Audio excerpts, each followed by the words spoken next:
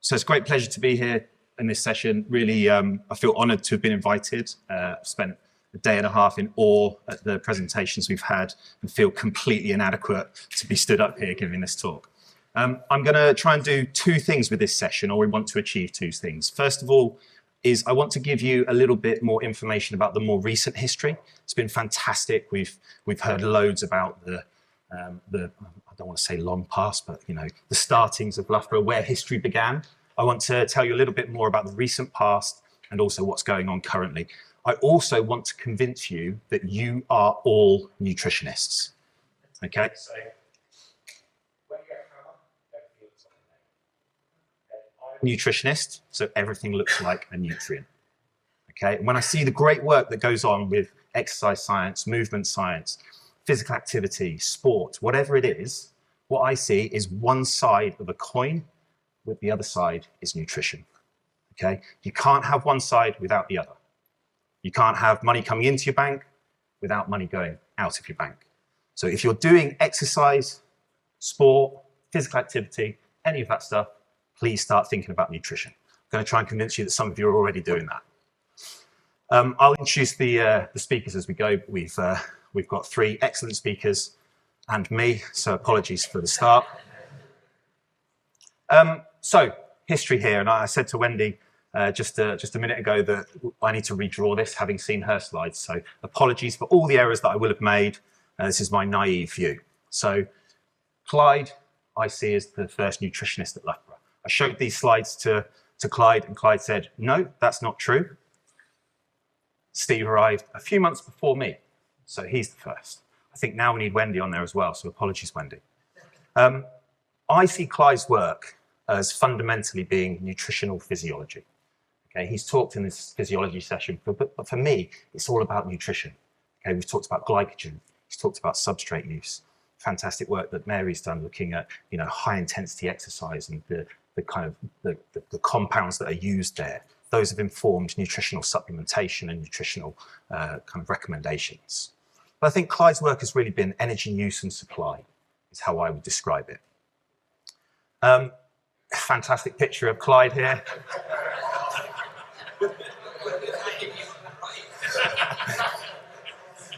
So he's on a bike having a biopsy here. I'm very nervous about showing biopsy images. The last time I showed a biopsy image in a lecture hall, which was my own leg being biopsied from the view of the biopsy, I had a student pass out, so I didn't want to put that in there. But what Clyde has done is set up this basis of high quality mechanistic science with real world impact. And that's what we try and do in our research group. So here you can see Clyde with SEBCO, and here you can see SEBCO's blood lactate data. I'm very, very quickly, in the interest of time, going to run through who we've got kind of carrying on this work, and then I'm going to introduce some of the more recent legends, as I would call them. So Steve Mears and Stephen Bailey are really continuing this work. Stephen Mears looking at fueling during exercise. Stephen Bailey studying the mitochondria and how nutrition can modulate mitochondrial function. We can now probe the individual pathways in mitochondrial function, and that's some of the work we're doing here. We take this seriously, fueling during endurance exercise. This is my eldest daughter when she was 3, giving sweets to marathon runners to optimize their carbohydrate intake. So we start our trainees early. She starts secondary school next year. I'm not going to talk too much about this, but we've got someone who I really respect, Mike Gleeson, who's going to talk about immunology. This is a strength, more recent strength of us. We've got heat, hydration, nutrition for the heat. Ron and Susan, who started that. Now kind of carried on by myself, people like Samantha Rowland and many others as well. We have appetite regulation. David, wherever you are a nutritionist for me. Congratulations, welcome to the club. But of course, as we heard earlier, this was underpinned by Adrian's work, I think, exercise metabolism, and that was the kind of the start of that. James, Alice, others that are in that group, really taking this forward now. Then we've got recovery. Jonathan, I saw you walking in. Congratulations, you're a nutritionist as well, right? Excellent work looking at, particularly nutritional supplementation and optimizing how the muscle responds to exercise. Tom Clifford, as well as Jonathan, continuing that forward. And we've got others, Lindsay and Emily, who are embedding this type of work into our teaching now as well. Then we have these guys, okay, also nutritionists for me, okay, but really they are high quality analytical scientists. So this allows us to embed really contemporary techniques into the work we do, so we can continue to understand the mechanisms, but also the application.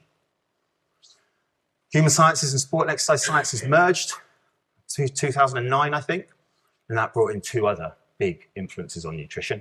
Gemma's going to talk to this in her talk, so I'll leave her to that. But we also have public health nutrition.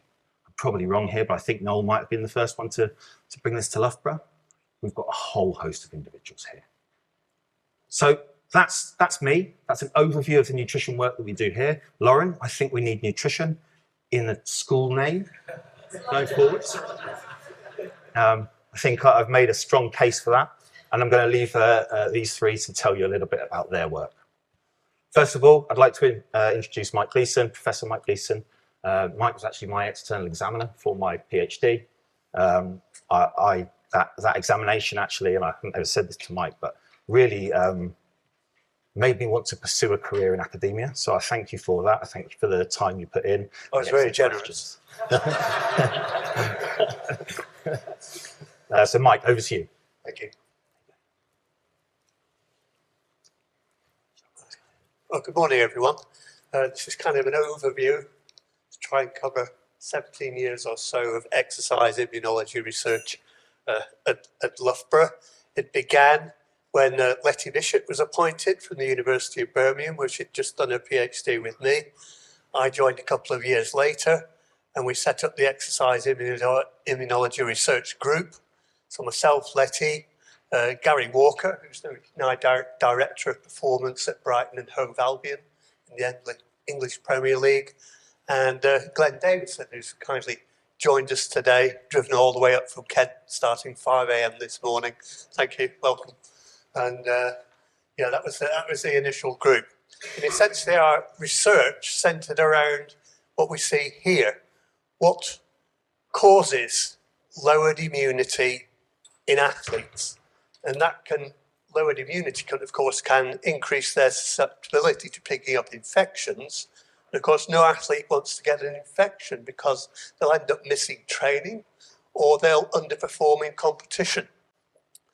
So we wanted to establish and examine the various factors that would contribute to this lowered immunity. Initially, it was thought all to be do with just doing kind of too much exercise. But now we realise that there are these other factors which also contribute to the stress on the athlete, whether it's long distance travel, exercising or training in environmental extremes, and these other things as well, like lack of sleep and nutritional deficits, which I'm supposed to be focusing on today. But we did studies that involved both acute and chronic exercise, in other words, intensified training studies. Some of those were done in the laboratory, as you see here, and some involved monitoring athletes over the course of a season. So we'd have to get up at 5 a.m. in the morning to go to the pool to collect saliva samples from the swimmers. We'd pay visits to various English Premier League training grounds to collect clubs' saliva and blood samples, sometimes urine as well, from elite players. And also in one study, we collected saliva samples and illness records every week for a whole year from a squad of Emeritus Cup sailors based in Valencia in Spain. No shortage of students in volunteering for that one.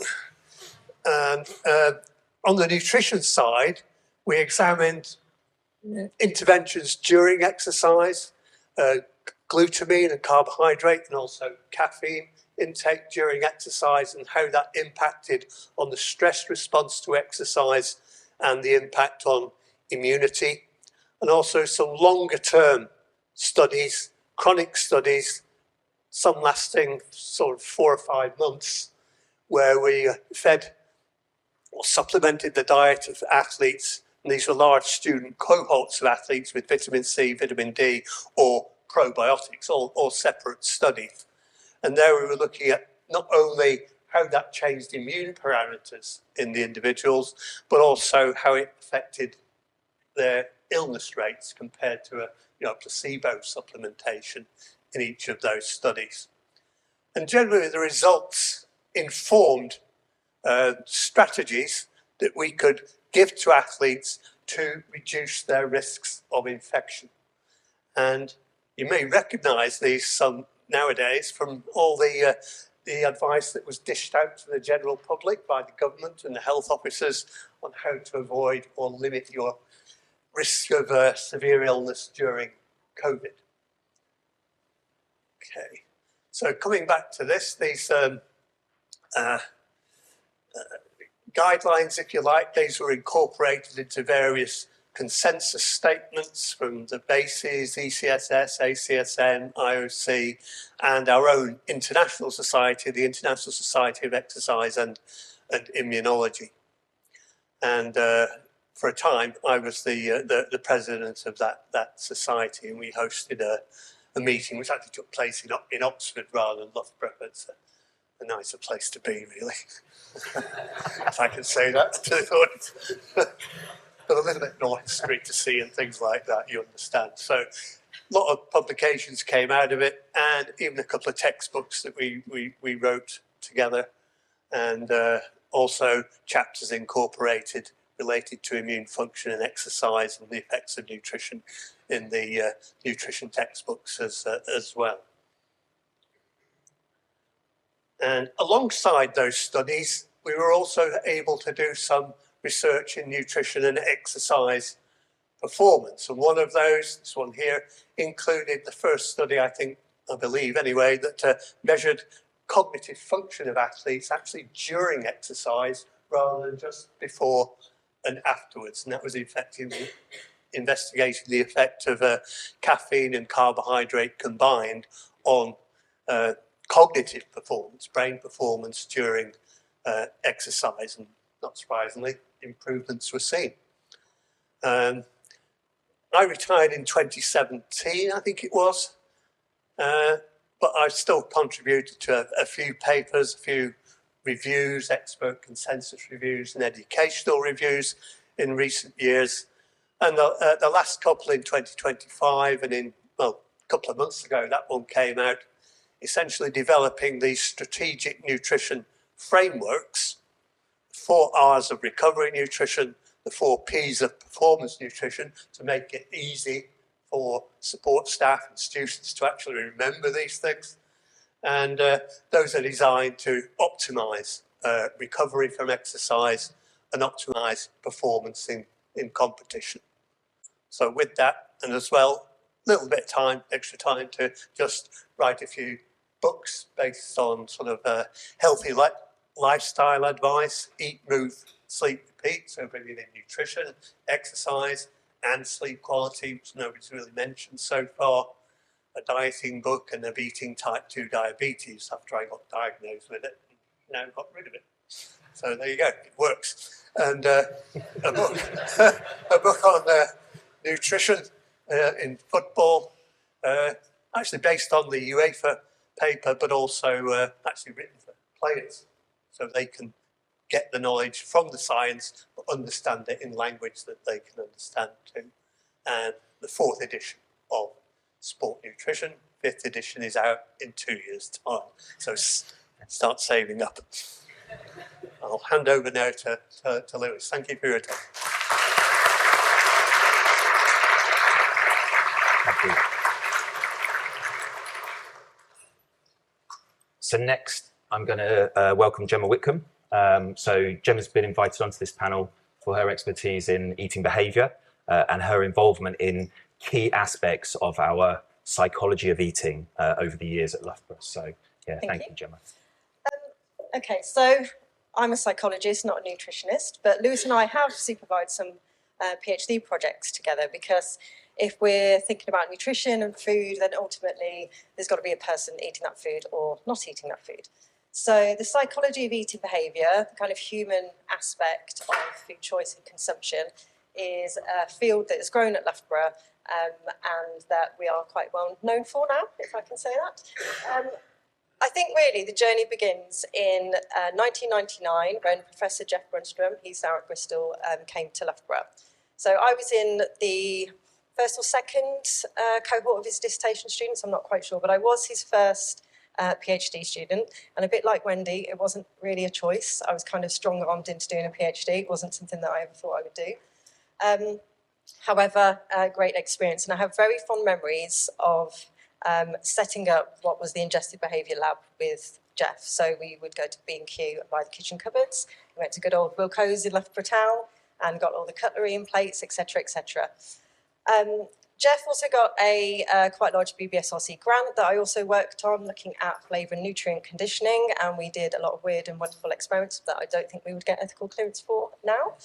But I actually spoke to Jeff yesterday. He's in China at the moment. He sends his love to everybody at Loughborough, and he said that he'd been asked some questions about that work at this particular event he was at, so it's nice to see that that work is still being talked about.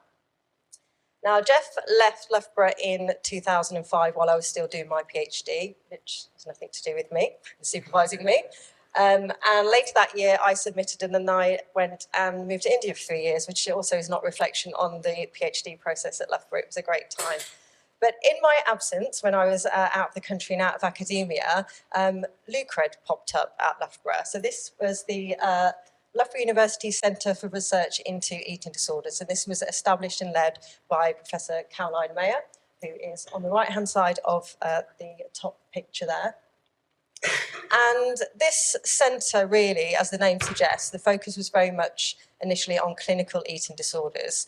And there were academics, but there were also clinicians part of that group. So there was really strong links between the academic research, but also what that means in practice. So research was looking at understanding eating disorders generally, but also looking at treatments, evaluating efficacy of treatments and things like that.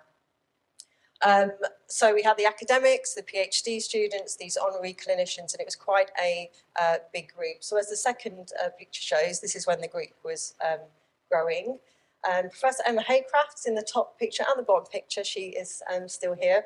Other people have moved through, but lots of the people that have come through as PhD students have gone on to either work academically in this field or have become clinical psychologists working in eating disorders. So we were really good at training people, I think, and preparing people for those careers.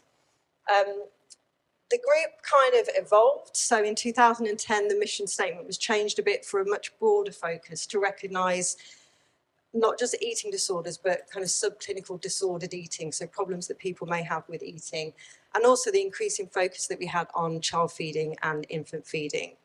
Then developed a little bit more in 2012 to also include the really great work that was being done around compulsive exercise in eating disorders and disordered eating in sports people specifically. One thing I want to highlight is that through that group, because of these connections with clinical members of staff, we've been able to put hundreds of undergraduate students through clinical placements on their year out year, which again has led to jobs and careers for them.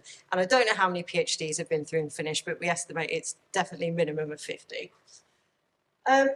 So then what happens? So Loughborough, this changes in structure. Loughborough as a formal group with that name doesn't exist anymore, although we do have a WhatsApp group called the Loughcredibles.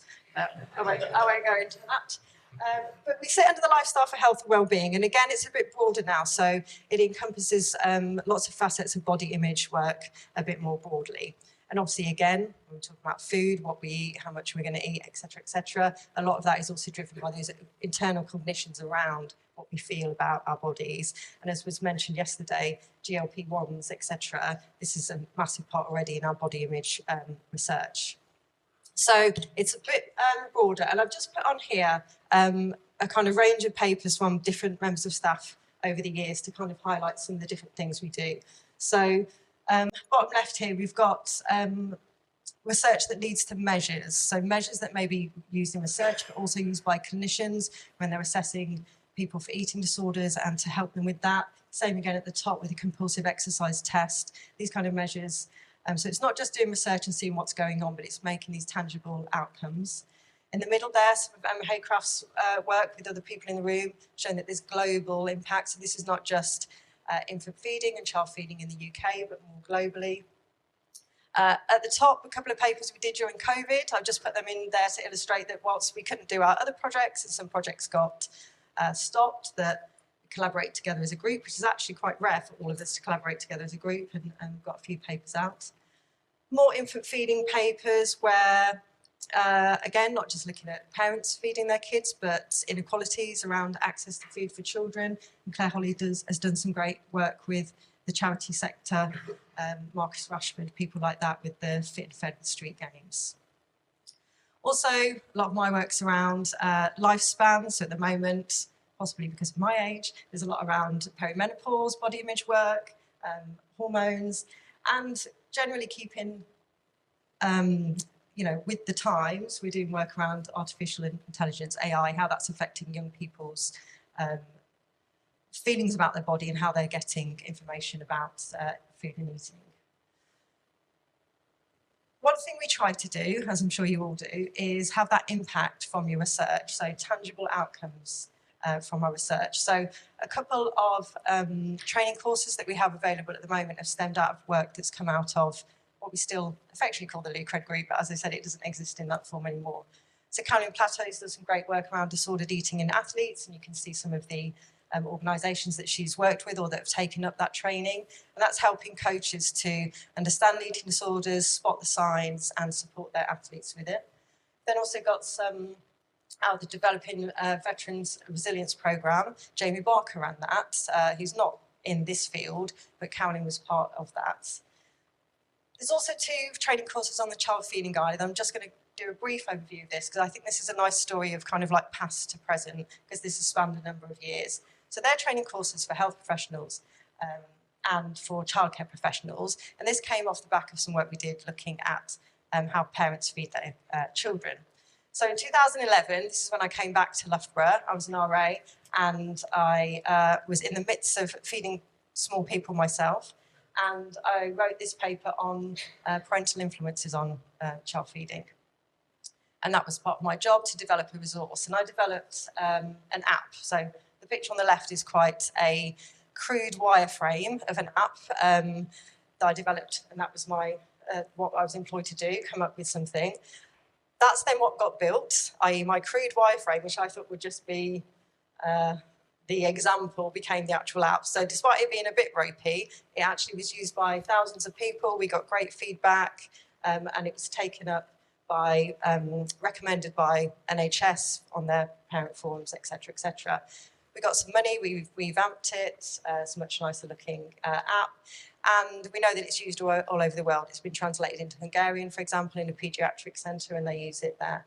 And it's still recommended by the NHS. At the bottom there's a paper that was written off this, so we showed that parents using this app leads to reduction in maladaptive feeding practices, but also it reduces anxiety in parents. And any of you who are trying to feed a small child will know that actually that anxiety and that stress is quite real. Lastly, again, just to show the time, I shamelessly used my children in the early versions of the app and website as free models. And my biggest achievement to date is probably that on Monday, they actually agreed to let me take a photo of them to recreate that. I didn't have to pay them for it either. So thank you very much.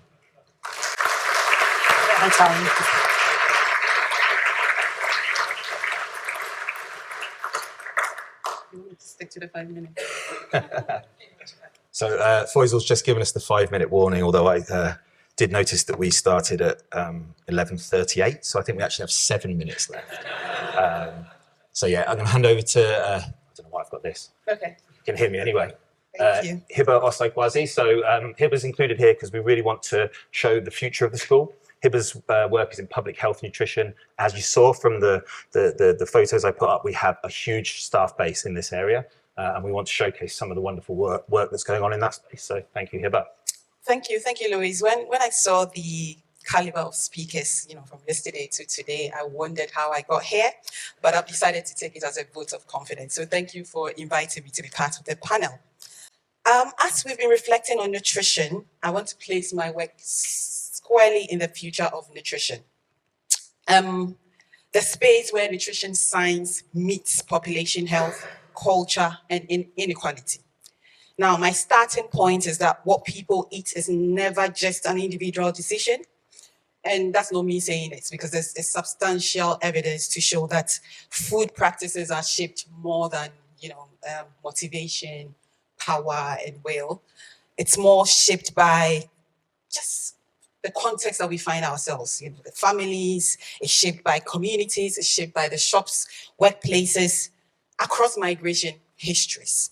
Now, that's where our public health nutrition work begins, with everyday conditions that shape what people are able to eat. So when I talk about public health nutrition, I mean the part of nutrition research that looks beyond some of the stuff that have been talked about. So it looks beyond nutrients, it looks beyond anatomy, it looks beyond metabolism and physiology and individual behavior. Now, these areas are vital, as we've already been told, and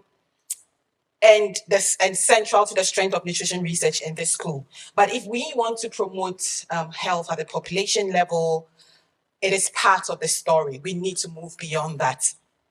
So public health nutrition brings a different lens. It brings in populations, communities, equity, and the social conditions that shape food practices. So what questions are we asking when we talk about public health nutrition? We ask a slightly different set of questions. So who actually has access to healthy foods, or who does not, and why? We ask, why do some interventions work with some communities but not others? We ask, what happens when nutrition recommendations that don't reflect people's culture, people's constraints, and the problems that people face on an everyday basis. Now, an example of a recent project that I've been involved with Professor Rebecca Hardy is what we call the Tangerine Project. It's not a project on tangerines. It's just an acronym for a project that is looking at dietary behaviors and how we can co-produce nutrition recommendations for older adults of ethnic minority backgrounds. So we co-designed the research with these community members, and we are almost done. Another example I would like to cite is my own Wellcome Trust work. So what I'm doing here is looking at people who have healthy dietary behaviors as well as physical activity behavior. So rather than focusing on what is not working, what I'm trying to do is to study people who are meeting all of these recommendations, eating well, doing what we want people to be doing, and then understanding the strategies they are using so that we can use that as evidence to develop interventions for the other groups. So in the context of this panel, the work that we do is widening the frame of nutrition research from nutrients to context, from individual behavior to lived experience, from deficit narratives, so deficits as in unhealthy diets, all those things to do with obesity, to community assets. So in simple terms, we know a lot about what people should eat, and I think I heard someone talk about this yesterday. So the work we are doing asks why that is not enough. We know what we should be doing. Why is that not enough? My second slide is about how we produce nutrition knowledge and how that knowledge becomes useful. So too often, what we do as researchers is that we identify a problem, we design an intervention at the university, and then we take it to communities, to try it in the community. If we want the work we do to address inequalities, this model isn't enough. And that's not because I'm saying it. This is from, people we've been talking to, the communities. The people most affected by these inequalities need to be involved much earlier in shaping the research questions, the nutrition research questions, the methods, the interpretation, as well as the solution. So that's why you see that people that I work with do a lot of co-production, community engagement, and this is really central to all of the work that we do. So we use approaches like photo voice, so getting people to take photos about their everyday life. We do a lot of community conversations, stakeholder workshops, among others, and the whole idea is to bring community knowledge into the research that we do, not just alongside it.